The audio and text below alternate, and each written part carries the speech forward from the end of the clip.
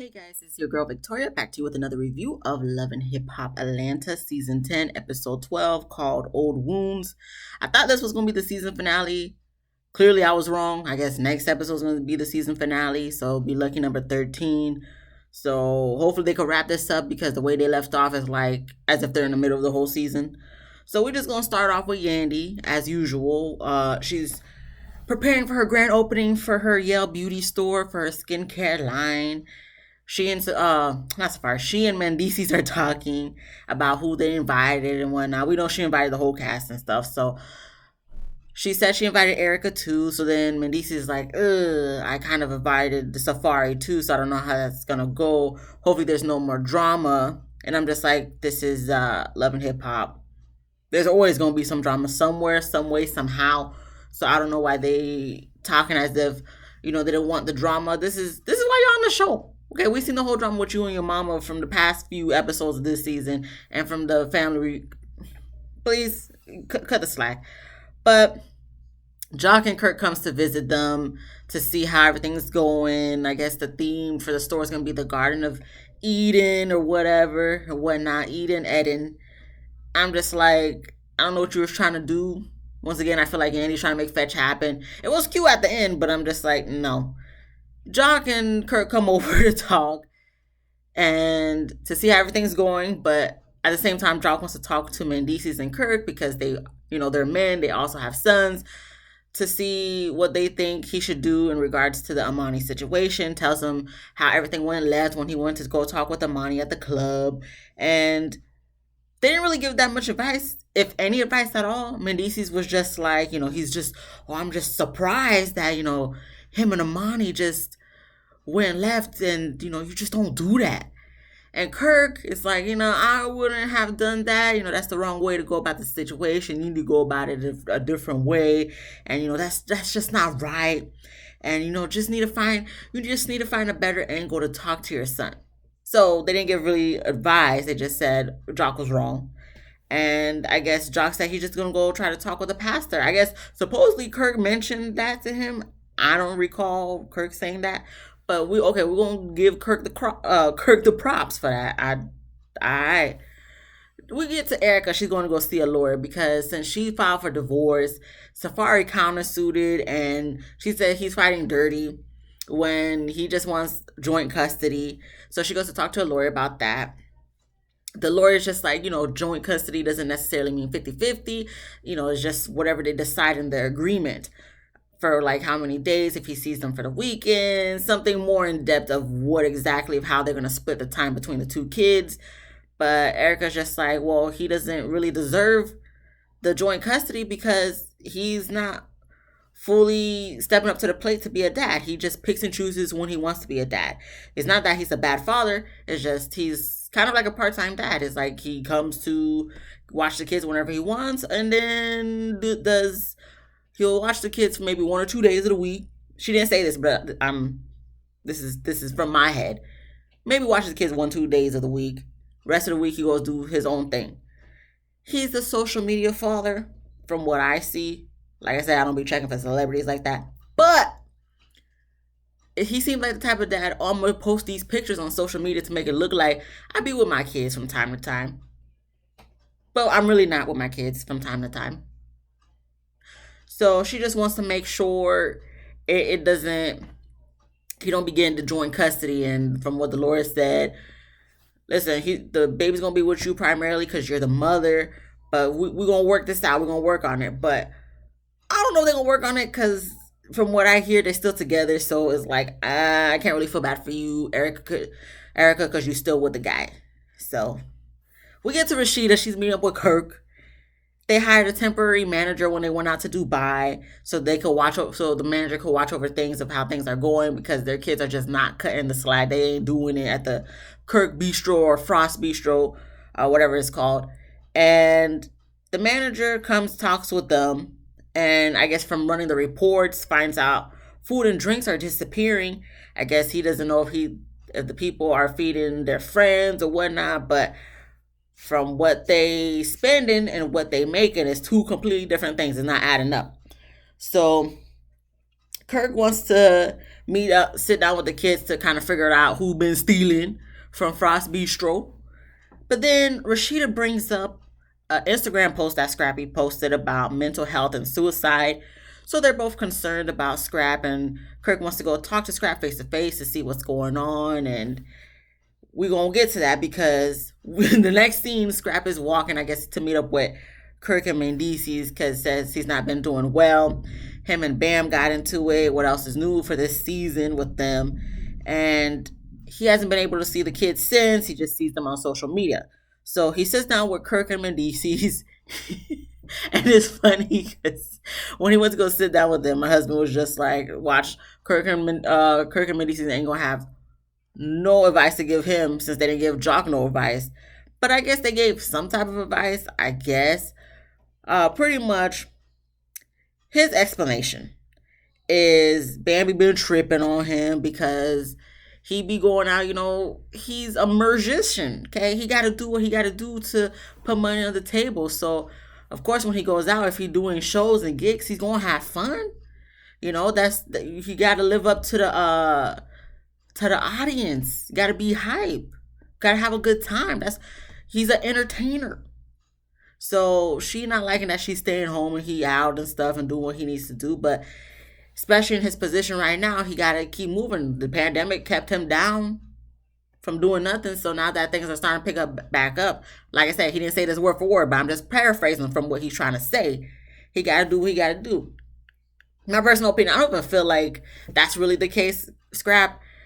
To be honest, from what it seems like she's trying to say is when you are home, you don't be helping. You just come home, she asks you to do something, you be like, all right, I'll do it in a minute. So by the time you finally get around to doing it, she already done did it because you took too long. Mind you, she taking care of 2 kids at the house and pregnant. Her back probably hurt, her boobs hurt, okay, her body hurts. So you not doing nothing when you home. Come on, dog. I know you probably tired from your gigs and stuff, but she be home all day with the kids. I told you a couple episodes ago, bro. Why don't you just have her have a spa day to herself and you be home with the kids so you can see how hard it is? With 2 kids, about to be 3. I don't know if she had the baby yet, but 2 kids about to be 3. Under 5. Yeah, no. It's a no for me. I don't think I would even babysit at this point. But, like, come on, that's your kids. So I don't think it's necessarily the fact that you're going out and doing what you got to do. But the fact that when you come home, you still don't help. Talking about, the kids sleep. I check on them. They sleep. But they not sleep for the whole night, though. And she probably the one getting up to go take care or watch over the kids, see what they doing in the middle of the night. So, I don't know what Mendices and Kirk said. What did they say? I don't even, hold on. Kirk says he needs to have a serious conversation with his wife, and I'm just like, I feel like they try to have conversations, but they always blow up at each other, because I feel like Bambi, she's just over it, and then Scrap is like, I don't think he's getting what Bambi's trying to say, but I don't think maybe Bambi's not articulating it in a way for Scrap to understand, so I feel like they're both frustrated with each other. I don't know if they went to counseling. Maybe you guys need to try counseling. What Mendices said, he needs to surround himself with successful couples. And he said, Kirk, look at Kirk. Him and Rashida have been together for like 26 years. Kirk's like, you could call me, bro. You have my phone number. You used to call me. Scrap said, but I got, too much things going on right now. I don't got time to call you. But you got time to make a post. If you got time to make a post and you got people who's wanting you to reach out to them and they want to talk to you, reach out to them, Scrap. He wanted to make awareness, but if you making that post, obviously you got some mental health issues you got going on too. So reach out to the people, man. We don't want to hear about, I don't even want to go down that path of thinking that, but come on, Scrap. You may got some issues you got to deal with, but we all do. No one's perfect, so come on, Scrap. So we get to Yandy. She goes to visit Erica. So Erica calls Yandy, hey, newly married and stuff. And I'm just like, not really newly married, not even really married at all, to be honest with you. But, okay, we're going to go with what you say, Erica. So they sit down. Yandy asks Erica how she's doing. As soon as she says that, here go Erica with the waterworks. Now, granted, I feel bad for Erica, but at the same time, like I said, from what I hear, her and Safari are still together. So do I really feel bad? Maybe to a certain extent for what you went through having a baby, but you still with him. You still with the nigga, so I can't feel that bad for you when you gonna stay with a nigga who treats you like shit, who told you to your face he puts himself over you, his own wife, that gave him 2 kids. Does he even talk to your first son? Do you even talk to your first son? Okay, I'm all right. But she goes into the whole thing of what she's been saying the past 11 episodes of he ain't there, he ain't doing stuff, she's doing everything by herself. And Yandy's just like, I don't understand why Safari's putting her through this. Her wife, his wife, she's pregnant, and putting her through that stress is gonna, put stress on the baby and all that stuff. She already went to the hospital like 5 days and stuff. I don't understand why Safari's like this. And she just tells Erica she's here for her. Yandy, we know you don't understand. We as America don't understand either. We know Safari ain't shit. Erica, you still with him. I can't. You still with him. I can't. No, I'm sorry. We're going to move on. Kirk says everybody's going through some BS right now. You got Scrap going through something, and him and Rashida with the Frost Bistro thing. Everybody going through something right now. So him and Rashida call the kids and their significant other to come and figure out who's stealing the food and drinks. They got the acting manager, the temporary manager there right now. Maybe you need to have him as a full permanent manager because he only been there for maybe 2-3 weeks and already figuring out food is missing. Okay, food and drinks is missing. They sat down to figure out what's been going on with the food and drinks. The manager already know who it is. It's Sierra. Who's Sierra? I think who's that? That's little Kirk Jr., his girlfriend. Because Kai with the chocolate girl.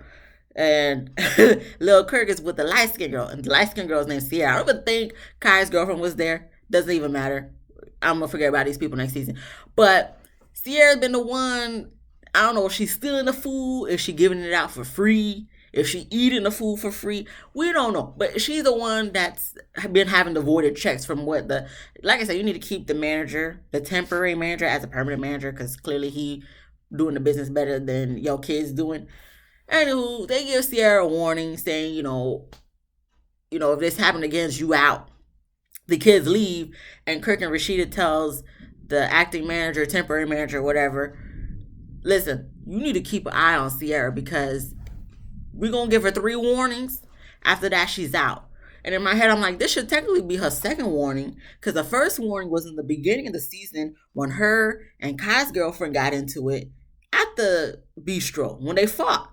So that should have been the first warning. This should definitely be the second warning. So the next time something happens, she should be out. My personal opinion, she should have been out from the fighting because listen, you just hired them because they was your kid's significant other, so you gave them a chance to give them a job so they could get a little paycheck or whatever. But they're not even doing a good job because if it was anybody else, y'all already said you would have been had them out. So why do you even still have her here? Why you even still got the kids there? Why was Kai acting manager? Why was he a manager? He's not even the oldest out of your kids. I don't know. Kirk Richard, you guys got to figure it out. I think you should just clean house and just get new people.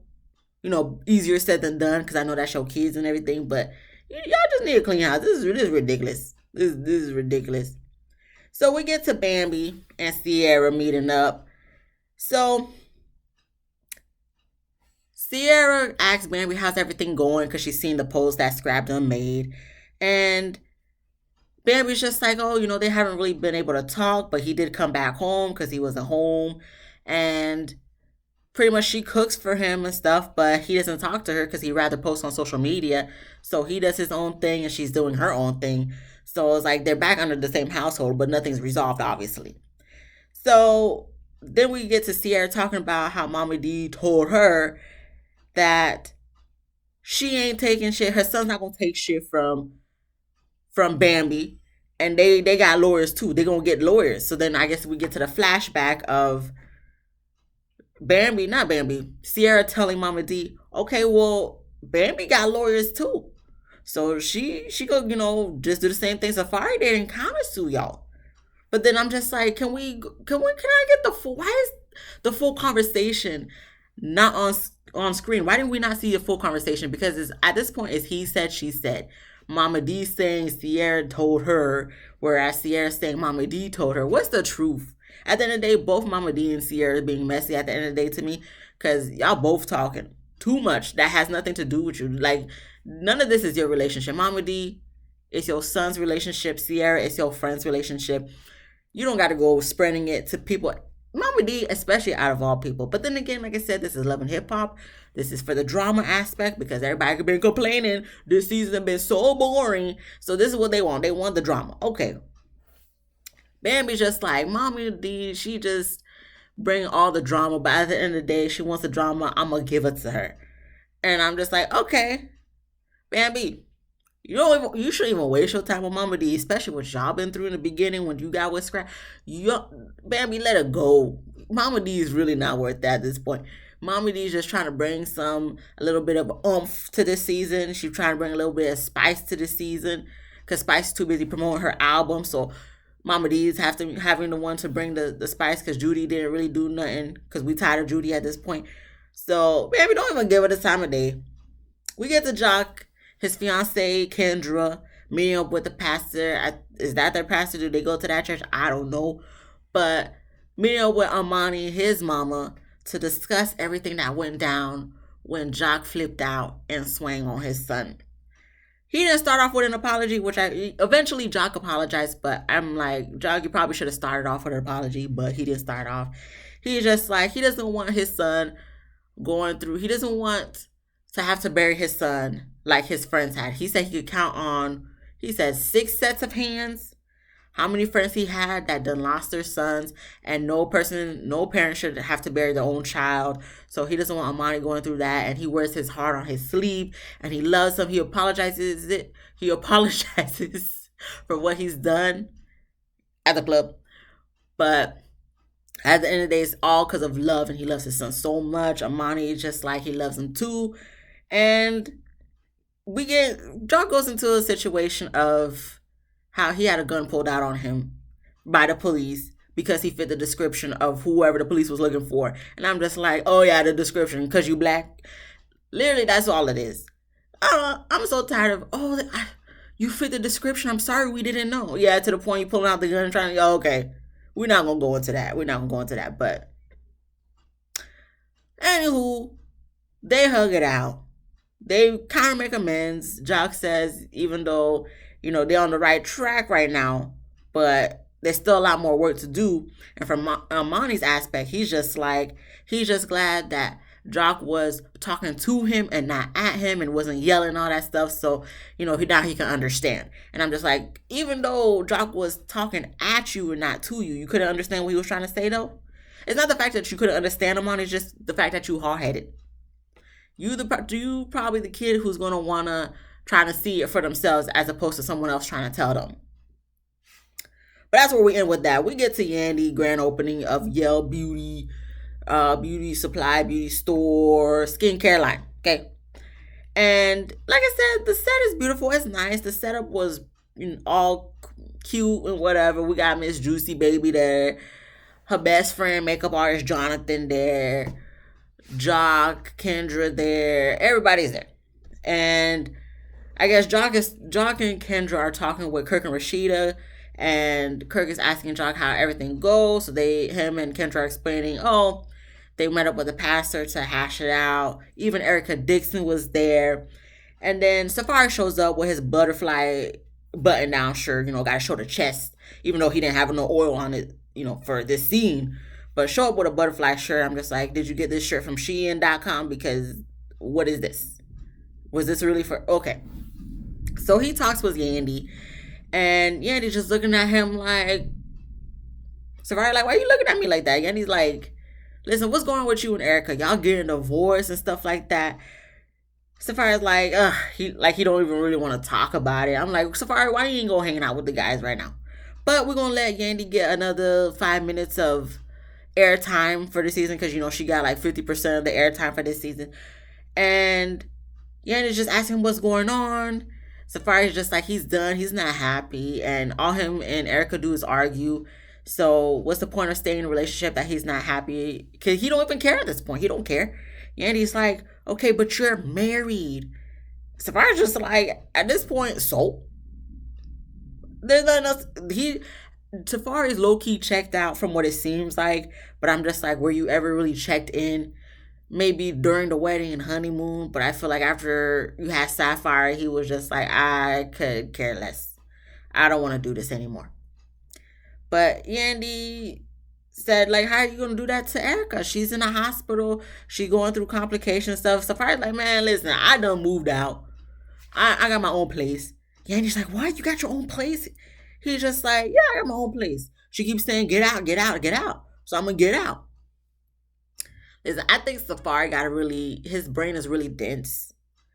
Yes, technically, yes, I can believe Erica did say get out, get out, get out when they get into arguments and whatnot. We see she done threw the Nutella at him the other episode from the video. Yes, we get it. Yes.